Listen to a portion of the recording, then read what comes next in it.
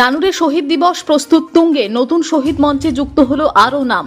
আগামীকাল 27শে জুলাই রবিবার নানুরের বাসাপাড়ায় অনুষ্ঠিত হতে চলেছে তৃণমূল কংগ্রেসের শহীদ দিবস। প্রতি বছরের মতো এবারও 2000 সালের 27শে জুলাই সুচপুর গ্রামের শহীদ কর্মীদের স্মরণে আয়োজিত হচ্ছে এই সমাবেশ। তৃণমূলের দাবি, সেদিন সিপিএমের হারমাদ বাহিনীর হাতে প্রাণ হারিয়েছিলেন দলের 11 জন কর্মী। সেই থেকে প্রতি বছর এই দিনটি নানুর দিবস হিসেবে পালন করে আসছে শাসকদল। এবছর এক নতুন মাত্রা যোগ হয়েছে শহীদ দিবসে। নানুরে গড়ে তোলা হয়েছে নতুন শহীদ মঞ্চ, যেখানে সুচপুরের শহীদদের নামের পাশাপাশি নানুর বিধানসভার বিভিন্ন প্রান্তে শহীদ হওয়া অন্যান্য তৃণমূল কর্মীদের নামও সংযোজন করা হয়েছে।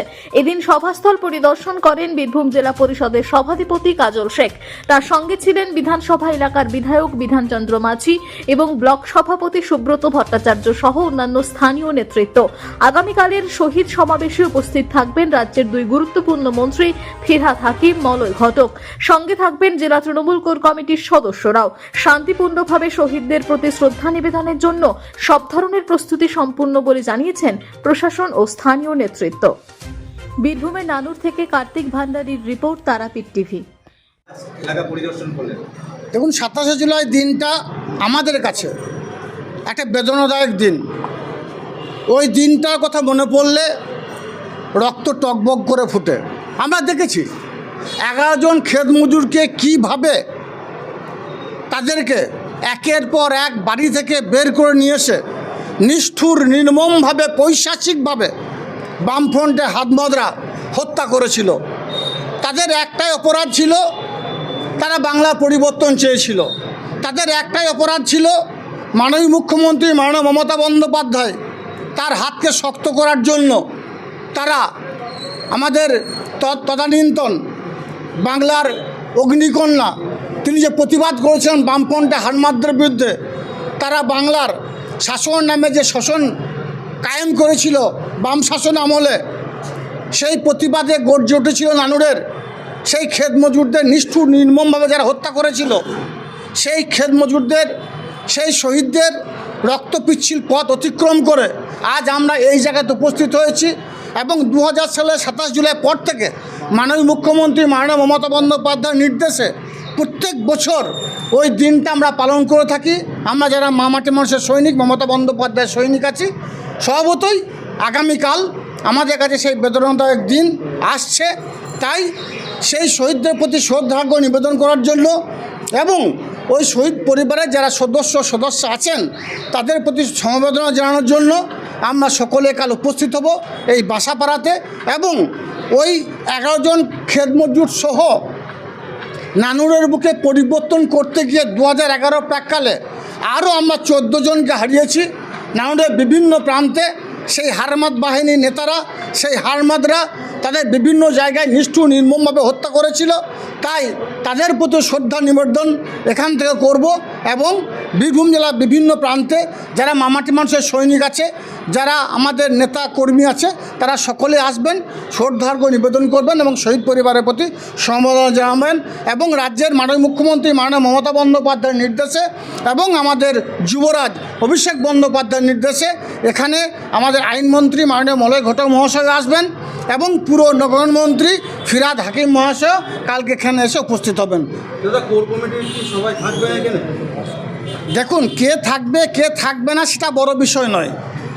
আমাদের কাছে বড় বিষয় হলো এটা, কাল 27শে জুলাই আগামীকাল সেই শহীদদের প্রতি শ্রদ্ধার্ঘ নিবেদন করার দিন। যে শহীদদের রক্তপিচ্ছিল পথ অতিক্রম করে আমরা আজকে এই জায়গায় উপস্থিত হয়েছি, যে নানুরের বুকে কাটাকাটি খুনোখুনি রাহাজানির ব্যতীত আর কিছু হয়নি, যে নানুরের বুকের মানুষের ঘুম ভাঙত বোমার আওয়াজে আমাদের মাননীয় মুখ্যমন্ত্রী মাননীয় মমতা বন্দ্যোপাধ্যায় কথা দিয়েছিলেন যে উন্নয়নের মাধ্যমে নানুর তথা বীরভূম তথা বাংলার পরিবর্তন ঘটিয়ে দেখাবেন। তিনি বাংলার পরিবর্তন ঘটিয়েছেন, একের পর এক উন্নয়নের মাধ্যমে মানুষের মনের মণিকোটায় পৌঁছে গেছেন। কিন্তু ইয়াং জেনারেশন, যারা নবপ্রজন্ম আমাদের, যারা আগামী দিনে আমাদের পথপ্রদর্শক, যাদের হাত ধরে আগামী দিনে আমরা চলব, তাদেরকে স্মরণ করা প্রয়োজন, তাদেরকে মনে করানো প্রয়োজন, তাদেরকে জ্ঞাতার্থ করা প্রয়োজন আছে যে 27শে জুলাই দিনটির গুরুত্ব। কারণ সেই শহীদরা যদি তখন লড়াই না করত, সারা বাংলার বুকে যারা বামফ্রন্টে হানমাদদের হাতে বাংলার বিভিন্ন প্রান্তে নিষ্ঠুর নির্মমভাবে হত্যা হয়েছে বা হত্যা করা হয়েছে, তারা বলিদান না দিত তাহলে এই শুভ দিনটা আমরা পেতাম না। আমাদের মাননীয় মুখ্যমন্ত্রী মাননীয় মমতা বন্দ্যোপাধ্যায় যে 94টি প্রকল্প বাস্তবায়িত করেছেন, বাংলার মানুষের স্বার্থে পিছিয়ে পড়া বাংলাকে এগিয়ে নিয়ে গেছেন। আমি বলবো সেই শহীদদের রক্ত পিচ্ছিল পথ অতিক্রম করেই আমরা এই জায়গায় এসেছি। স্বভাবতই ওই দিনে সকলের উপস্থিত থাকা প্রয়োজন বলে আমি ব্যক্তিগতভাবে মনে করি। দেখলাম শহীদ বেদি নতুনভাবে নির্মিত হয়েছে, কি ভাবনা ছিল? দেখুন, এখানকার যারা শহীদ পরিবার তারা নানুর ব্লক যারা আমাদের কমিটি আছে, নানুর ব্লক কমিটি বিধায়ক থেকে শুরু করে ব্লক সভাপতি শুরু করে শাখা সংগঠনের যারা নেতৃত্ব আছে তাদের কাছে বারবার আবেদন জানিয়েছিল যে শহীদ মঞ্চটা ছিল সেটা রাস্তার ধারে ছিল, যার জন্য যখন বৃষ্টি হতো তোমরা জলের তলায় চলে যেত। সেই শহীদ পরিবারদের কথা ভেবে আমি আপনাদের আগেও বলেছিলাম, বীরভূম জেলা কোর কমিটির সঙ্গে আমি আলোচনা করি। কোর কমিটির মতামত সাপেক্ষে শহীদ বেদিটাকে পুনরায় নির্মাণ করা হয়েছে এবং একটু উঁচুতে ওটাকে স্থাপন করা হয়েছে। কিন্তু যে স্থানে যে জায়গায় শহীদ বেদি ছিল সেখানেই আছে, শুধুমাত্র একটু স্থান পরিবর্তন করা হয়েছে, এর ব্যতীত আর কিছু হয়নি।